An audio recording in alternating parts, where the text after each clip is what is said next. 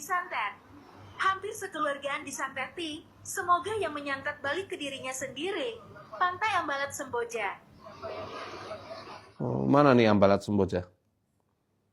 Oke, kita lihat dulu ya.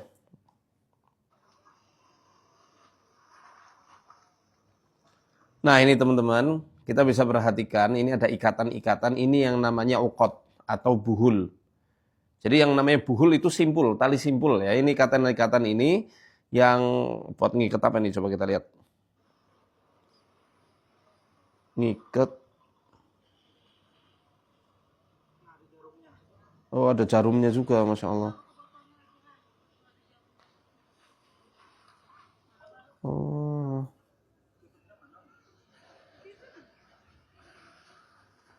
Oh foto ya.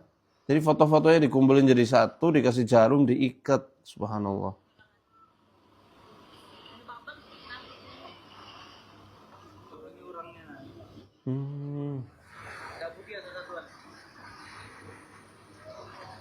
Ya Allah.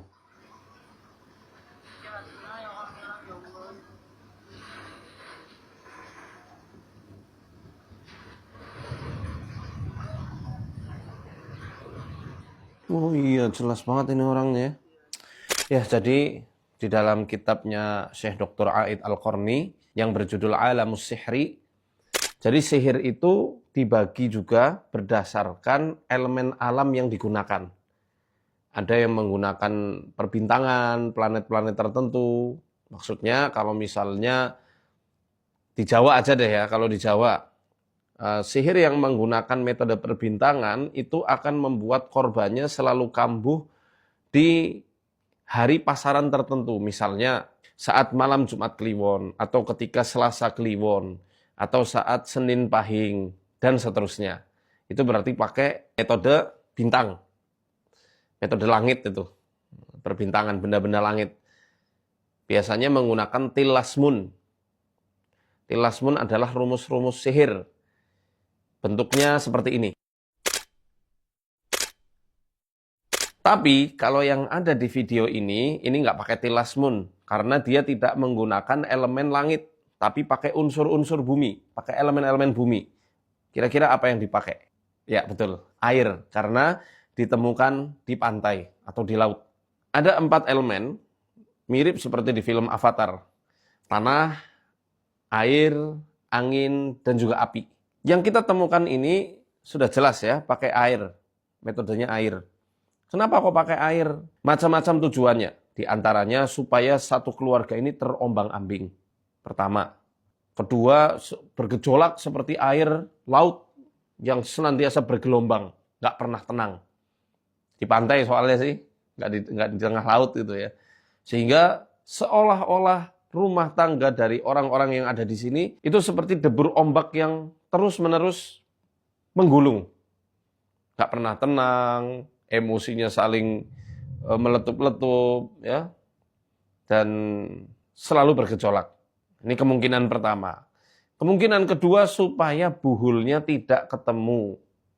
Oleh karena itu, rata-rata tukang sihir yang profesional itu akan membuang buhulnya atau menyimpan buhul-buhulnya, media-media sihirnya di tempat-tempat yang sulit dijangkau oleh korban.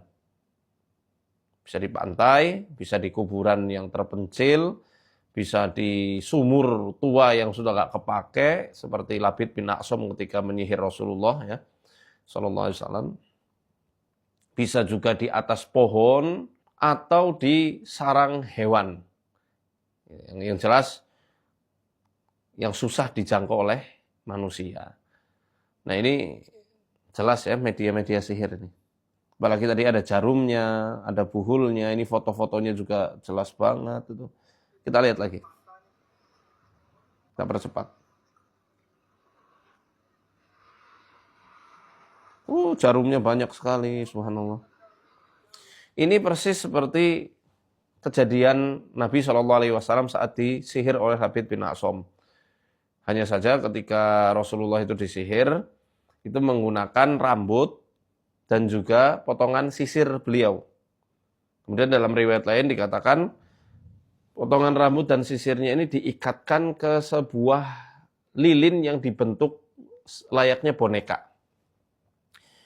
Teman-teman pasti tahu ada yang namanya boneka santet, ada boneka voodoo. Nah, Labid bin A'sam, penyihir yang paling berpengalaman dari Bani Zuraik, itu membuat boneka yang divisualisasikan dengan jasadnya Rasul. Nah, itu ada 11 jarum dan juga 11 ikatan. Mirip banget kayak begini.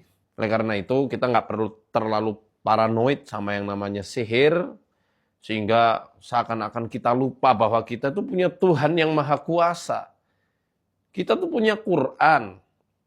Kita juga diwariskan doa-doa dari Nabi SAW. Ini ngapain kita takut sama sihir? Dan nggak perlu juga pakai jimat-jimat dari paranormal.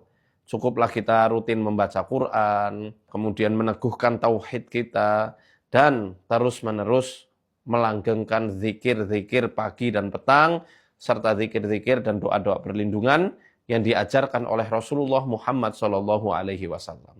Semoga Allah senantiasa melindungi kita dari segala kejahatan-kejahatan makhluk yang terlihat maupun yang tidak terlihat. Amin Allahumma amin. Arsyadani Allah wa iyyakum.